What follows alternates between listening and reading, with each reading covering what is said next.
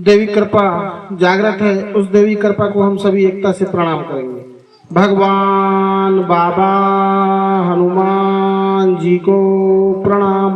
महान त्यागी बाबा जुमदेव जी को प्रणाम। परमात्मा एक।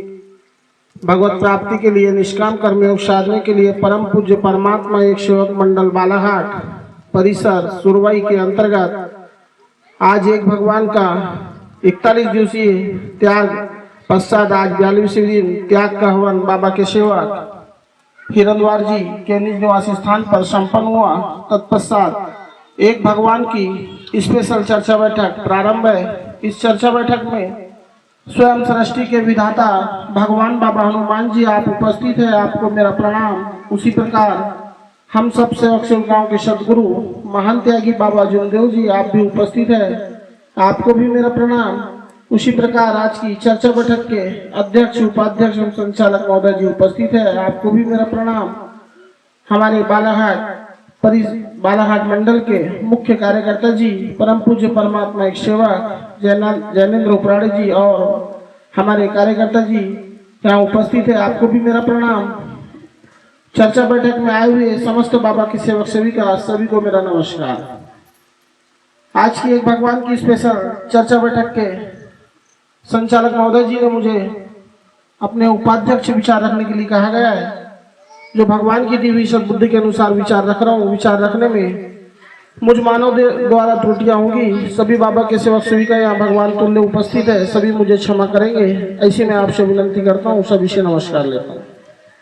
भगवान बाबा हनुमान जी को प्रणाम। महान त्यागी बाबा जुमदेव जी को प्रणाम। परमात्मा एक। धन्य हमारे सदगुरु महान त्यागी बाबा जुमदेव जी, जिन्होंने 25 फरवरी सन 1949 को इस मानव धर्म की स्थापना की। बाबा ने बहुत त्याग तत्व और विश्वास से इस भगवत को प्राप्त किए। अभी सभी सेवक सेविकाओं ने बहुत अच्छे अनुभव से अवगत कराए। ऐसी कौन सी दैविक शक्ति है जो इस मार्ग में काम कर रही है। बाबा ने उस शक्ति का परिचय हम सेवक सेविकाओं को दिया और उसी माध्यम से हम आज अपने दुखी कष्टी जीवन को दूर करते हुए आज सुखमय जीवन बिता रहे हैं। कहा जाता है, मैं एक लाइन में कहूंगा, बाबा मांग रहे हैं सत्य मर्यादा प्रेम की भी, भगवान की दिशा तेरे पास है सेवक, सीखना है तो सीख। भाई ज्यादा कुछ समझाने की जरूरत नहीं है। भाई अगर हमारे दुख परेशानी भगवान ने दूर किया है तो हमको सत्य मर्यादा प्रेम का आचरण करना चाहिए, बाबा के आदेशों का पालन करना चाहिए और पालन करते हुए अन्य दुखी कष्टी मानव को भी एक भगवान के प्रति अच्छे विचारों से अवगत कराना चाहिए। भाई इस दुनिया में ऐसे ढोंगी पाखंडी पंडा पुजारी बहुत है जो परेशान करते हैं। भाई हमारे पास सर्व भगवान है, हम अपनी दुख परेशानी अपने भगवान को बताकर हमारी दुख परेशानी पल भर में दूर हो जाती है। अभी जैसे बहुत अच्छे अनुभव से आज सुनने मिला। अभी हमारे यहाँ पर किसी सेवक जी ने बोला कि उनके सेविका बाई को सांप ने काट दिया था। उस सेविका बाई का देह मजबूत था, कहीं ना कहीं उसको पता था कि मैं बाबा की सेविका हूँ। उसने तुरंत जल उठाकर बाबा हनुमान जी के नाम की फूंक मारी और उस तीर्थ को ग्रहण की। भगवान ने उसकी परेशानी को सुना और तुरंत दूर किया। ऐसे देहवादी सेवक सेविकाओं को रहना चाहिए। और मैं भी बहुत परेशान था, इस मार्ग में जब जुड़ा अपने ऊपर से बताना चाहिए, आप भी थी। मैं 2015 में इस मार्ग को स्वीकार किया। भाई मेरे भी घर की जो स्थिति थी उस 2015 में बहुत ज्यादा नीचे स्तर पर आ गई थी। मैं शराब का बहुत ज्यादा आदी हो चुका था। धन्य हमारे मार्गदर्शक उपराड़े कार्यकर्ता जी जो यहाँ पर हमारे बीच में उपस्थित है, उन्होंने हमें 3 दिन के कार्य दिए। 3 दिन के कार्य में जिस तरह से दूध में से मक्खी निकाल के फेंकते हैं उसी तरह से मेरी शराब छूटी। इस शराब का तो एक ऐसा अनुभव मिला कि जिंदगी में जिस साल से मैं 2015 से इस मार्ग में स्वीकार किया हूँ, मेरा दिलो दिमाग बिल्कुल शराब से हट गया। नहीं तो हमारे यहाँ सेविका बाई इतना परेशान थी, ये पंडे के पास ले जाना, वो पंडे के पास ले जाना, वो दवाई खिलाना, ये दवाई खिलाना, कहीं से हमारे समाधान नहीं मिली। धन्य हमारे सदगुरु महान त्यागी बाबा जिमदेव जी, जिन्होंने इस धर्म की स्थापना की। तो हमको भी भाई, जब हमारे परिवार से बाबा ने जड़ से इस परेशानी को निकाल के फेंका है, तो हमको कैसे कार्य करना चाहिए और कैसे जीवन में सत्य मर्यादा प्रेम का आचरण करना चाहिए, ये हमारे ऊपर डिपेंड करता है। भाई हम अपने घर की परेशानी को दूर किए। बाबा ने बोले कि सेवा तू जाग जा, तूफान आने वाला है। जो जागेगा वही पाएगा, जो सोएगा वो खोएगा। जागने का मतलब है हमको सत्य मर्यादा प्रेम के से जागना है। ऐसा नहीं कि हम मतलब नींद से जागना है। भाई हमको जागते रहना है, भगवान मेरे पास है। कितने भी बड़ा दुख आ जाए, कितनी भी बड़ी परेशानी आ जाए, वो सबसे बड़ा डॉक्टर, सबसे बड़ा भगवान मेरे पास बैठा है। ऐसा हमको जागते रहना चाहिए, अन्य को भी अच्छे विचार देना चाहिए। माइक के माध्यम से मेरी आवाज जहां तक जा रही है, मैं सभी से निवेदन करूंगा, जो भी दुखी कष्टी मानव है, एक बार हमारे बाबा के नाम का प्याला पी के देख लो, आपकी जिंदगी संवर जाएगी। भाई ये खुद बे खुद आप अनुभव लेके देखो, उसके बाद हमारे मार्गदर्शक से आके मिलिए। आप पहले खुद अपने परिवार में अनुभव लीजिए, उसके बाद में इस मार्ग को स्वीकार कीजिए। मैं ज्यादा नहीं कहूंगा।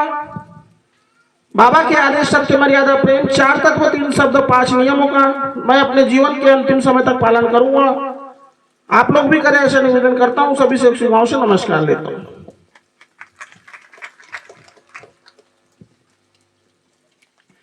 बहुत बहुत धन्यवाद। आज की एक भगवान की स्पेशल चर्चा बैठक के उपाध्यक्ष महोदय जी ने अपना उपाध्यक्ष विचार रखे। मैं आपका समस्त सेवक सेविकाओं की ओर से धन्यवाद करता हूं। उसी तरह से हम सब मिलकर एकता के साथ में बाबा को प्रणाम करेंगे, ऐसी मेरी आग्रह है। भगवान बाबा हनुमान जी को प्रणाम। महान त्यागी बाबा जिमदेव जी को प्रणाम। परमात्मा एक।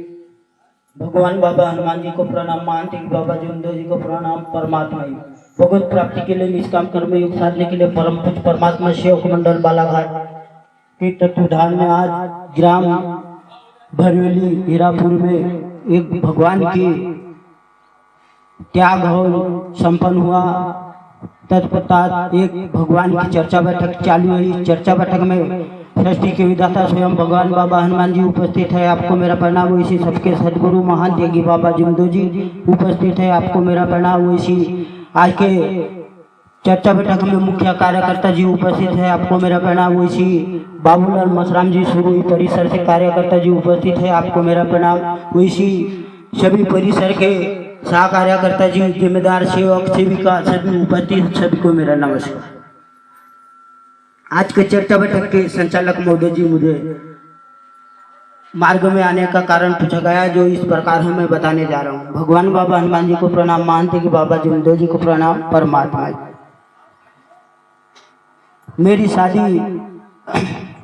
2001 में हुई और 2002 में हमें संतान को प्राप्त हुआ। तो हमारे यहाँ सेविका बाई जो है इतनी परेशानी में थी। 1.5 महीने की हमारी जो संतान प्राप्त हुई बच्ची, उसको दूध नहीं पिला सकती थी, इतनी परेशानी थी। ऐसा करते करते हमारे साथ में घटना घटते गई 2009 तक के। मेरे सीने में यहाँ ऐसा दर्द उठा तो मैं ये हाथ ऐसा खड़ा नहीं कर सकता था, ऐसा हाथ खड़ा नहीं कर सकता, इतनी भारी परेशानी। तो बालाघाट में डॉक्टर घोसले के पास में इलाज करवाया तो बहुत मुश्किल से आराम मिला मेरे को। हमें इस मार्ग की जानकारी मालूम नहीं थी। ऐसा करते करते 2009 आ गया। फिर 2009 में मेरे ऊपर ऐसी परेशानी आई, 2 बार मुझे पायजन दिए। तो एक बार पायजन दी तो उसको तो पंडा पुजारी ला करके पूरा बंदोबस्त करवाए। फिर दूसरे बार पायजन दिए तो मुझे ऐसा लगने लगा कि मैंने बोला मैं मर जाऊंगा, मैं बच नहीं सकता। बहुत हालत गंभीर हो गई थी, इतना सब हाथ नहीं खा सकता और दिन भर पानी पी करके रहता था। इतनी परेशानी मेरे ऊपर में आई। तो एक सेवक का मुझे परिचय मिला।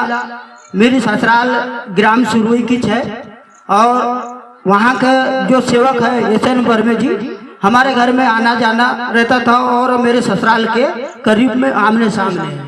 तो एक दिन हमारे घर में आए और रात भर रुके भी। बोले जब ही बोले आप बहुत परेशान रहते हो जी। बोले पहले से जबकि आपकी शादी हुई है, बोले जब से परेशान रहते हो, बोले तो क्यों नहीं इस मार्ग में लग जाओ। बोले तो मैंने बोला मेरा तो विचार नहीं है जी, अब पूरे परिवार मिलके विचार करेंगे तब बताऊंगा मैं। तो मैं ऐसी बहुत परेशान होते होते मैं फिर एक दिन सुरोई आया। तो फिर सुरोई में मुझे ऐसे परिचय मिला और सेवक जी के यहाँ बैठा मैं। तो बोले फिर मेरा मन ही बन गया कि मैंने बोला क्यों ना अभी तो मैं मर ही रहा हूँ, ऐसा भी मार्ग में मरना पड़ता है। ऐसा करके मुझे विचार मिला। तो मैंने बोला ऐसा भी तो मर रहा हूँ, खाना ही नहीं खाता तो मरूंगा नहीं तो क्या करूँगा। ऐसा मेरा विचार बना। और फिर मैं कहता हूँ घर परिवार से फोन करके पूछ लेता हूँ जी क्या बोलते, उनके विचार क्या कहते हैं। घर में फोन लगाया, मैंने बोला मार्ग में जुड़ना चाहता हूँ मैं, आपके विचार क्या कहते हैं। तो मैंने बोला तो बोलते हैं ठीक है आपकी जैसी मर्जी, बोले आप जहाँ सुधरोगे वहाँ हमको मंजूर है। बोले तो मैं इस मार्ग में जुड़ा। तो 3 दिन के अनुभव कार्य मुझे सुबह से मिला। तो 3 दिन के अनुभव कार्य में मुझे मेरी जो परेशानी थी, जो पायजन दिए थे, वो पूरा पायजन झड़ गया 3 दिन के परेशानी। और फिर उसके बाद में हमें धर्म का कोई ज्ञान नहीं था, कोई परिचय नहीं थे अपन लोग इस धर्म से। लेकिन मुझे ये मालूम नहीं था कि मेरे अंदर भतरी है। तो ऐसे ही एक दिन मेरा यहाँ पेट में दर्द उठा और फिर मेरे को एक हमारे गांव का डॉक्टर बालाघाट लेके गया। तो वहां पे इलाज करवाए तो बोले आपके शरीर में बोले 2 फतरी है। बोले तो फतरी को निकालना पड़ेगा ऑपरेशन द्वारा। बोले 30,000 से 35,000 लगेगा। बोले तो मैंने बोला मैं तो पूरा साल गया हूँ क्योंकि इलाज करते करते, और इतना पैसा कहाँ से लाऊंगा। तो फिर मैंने घर में गया, बालाघाट से दवा एक महीने लिया, घर में गया विचार किया। मैंने बोला कार्यकर्ता जी के यहाँ चलते हैं। तो हमारे मुख्य कार्यकर्ता जी जनेन्द्र उपरा जी के यहाँ गए। तो कुछ नहीं होता बोले, आप बोले जो फतरी बता रहे हो, बोले कुछ नहीं होता, बोले कोई फतरी वतरी नहीं है। बोले आप 11 दिन के कार्य करो। बोले तो 11 दिन के कार्य किए तो मेरी परेशानी ठीक हो गई। और फिर 11 दिन के कार्य में हम लोग त्याग का कार्य लिए। त्याग के कार्य में मेरे 2 फतरी निकले। त्याग के कार्य में 2 फतरी निकले। तो इतनी बड़ी परेशानी मेरी दूर हुई इस मार्ग में। और हमारे यहाँ सेविका बाई कुआर के समय की बात है, घास काटने गई थी और एक बकरी थी हमारे यहाँ, बकरी को भी लेके गई थी खेत में। तो वो दोनों हाथ में ऐसे घास के पेंडी को रखी और ऐसे चलते जा रही है, धूरे से चलते जा रही है। और नीचे गाय को देखती है, ऐसे दोनों हाथ में घास की पेंडी है और धूरे से चलते जा रही है। तो इतना मोटा सांप था बोले धूरे के ऊपर में। तो उस सांप ने जब ऐसा पैर मंडाया तो सांप उठ के ऐसा 2-3 बार का ऐसा डसा। बोले तो जब खून निकलने लगा बोले उसके पैर से, तो पहले तो वो मायो बोली। बोले उसके बाद में फिर झट से ध्यान आया। बोले तो फिर वही पे बंदी का पानी लेकर के ऐसे धोमे में ऐसा फूक मार करके 7 बार का फूक मार कर यानी तीर्थ बना के पी। बोले और मेरे को बताई नहीं। वो करीबन 3 बजे की बात थी, दिन के 3 बजे की बात। और मैं कहीं बाहर था। तो फिर मैं 8 बजे रात को आया तो मुझे बताने लगी हमारे सेविका भाई, बोले अजी बोले मेरे को सांप ने काटा। बोले और हमारा माँ जो थी तो वो तो पूरी घबरा गई थी। बोले इसको कहीं भी लेके जाओ, सरपी बारी वाले के यहाँ लेके जाओ या कहीं भी पंडा पुजारी के यहाँ लेके जाओ। लेकिन हमारा सेविका भाई ने बोली बोले मेरे को कुछ नहीं होता, तू शांत रहो। और उसके साथ में जो आने वाली बाई थी वो भी एकदम घबरा गई। बोले जो घास की ले उसके साथ में गई थी। बोले इसको कुछ ना हो जाए नहीं तो मेरे ऊपर आ जाएगा। ये बाई को मेरे साथ में आई, इसको कुछ ना हो जाए नहीं तो मेरे ऊपर आ जाएगा, मैं फंस जाऊंगी, ये बाई मर जाएगी और मैं फंस जाऊंगा। ऐसा करके पूरी घबरा गई। बोला तू मेरे साथ में चल, तेरी बकरी भी ला लूंगी मैं, तेरा घास का गट्ठा भी ला लूंगा, तू मेरे साथ में चल घर। ऐसा करके बोली। बोले तो नहीं भाई मुझे कुछ नहीं होता भाई, तू शांत रहो। ऐसा करके बोली। बोले मुझे मालूम नहीं था, फोन करके भी नहीं बताई। तो मुझे मालूम नहीं था। 8 बजे रात को आया, सेविका बाई ने मुझे बताई, तो मैं तुरंत कार्यकर्ता जी को फोन लगाया। कार्यकर्ता जी घर पे नहीं थे, कहीं बाहर ड्यूटी में थे। तो कार्यकर्ता बाई ने बोले 108 बार का बोले फूक मार करके तीर्थ बना के सेविका बाई को पिला दो, बोले तो ठीक हो जाएगी। बोले मैंने वो भी नहीं किया, सिर्फ 7 बार का तीर्थ बना के पी सेविका बाई ने, तो उसका जहर पूरा निकल गया। बताओ कितना बड़ा कृपा है हमारे बाबा जिंदो जी का। तो इतना करके कि मैं अपना शब्दों को यही विराम देता हूँ और सभी सेवक सेविका से नमस्कार लेता हूँ। नमस्कार। बहुत बहुत धन्यवाद। अभी विचारों में थे कुंडे से सहकार्यकर्ता जी, जिन्होंने मार्ग में आने का कारण और क्या अनुभव मिला यह बताए। मैं आपका समस्त सेवक सेविकाओं की ओर से धन्यवाद करता हूँ। उसी तरह से